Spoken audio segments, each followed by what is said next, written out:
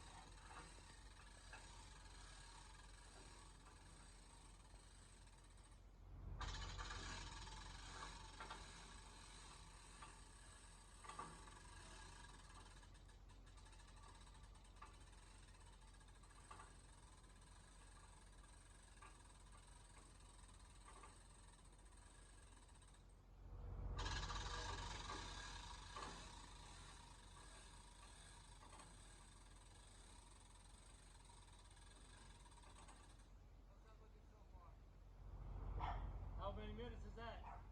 6 more seconds. Oh, really?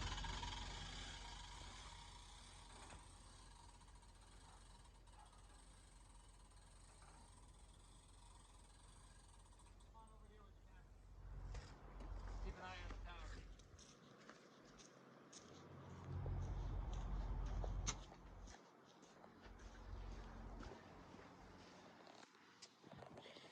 All right, letting down the tower is a lot easier than putting it up. So everything's solid. This thing hasn't moved, period. That's solid. Everything worked out great. Everything's beefed up with the right steel. So third attempt is a charm. I might even think, shout out to HC down there in Carolinas. I might think about that electric winch, because hand cranking this thing is a bitch, but like I said, that's only going up. It's not too bad. I mean, I could keep doing it. I'm gonna wait for the winds to kick up before I put the tower up, and possibly run the wires temporary. They're already sitting over on the other side of my shed here. Everything's buried underground, and then that comes up and it's going to go to a disconnect like this, and then go inside the shed, I guess, for now, for temporary. But that's it, man. The tower, the Tesla Tower Tur, is definitely going up, so I'm not worried about it. It's definitely gotten this far. Cables are doing great. They're rated for 10,000 pounds. So, and the shackles are rated for like 6,000 something. So I'm not worried about any of the hardware giving away. So that's about it. Sun's about to go down. I got a shower, eat, and head back to work. So we'll just let this thing sit up there for now.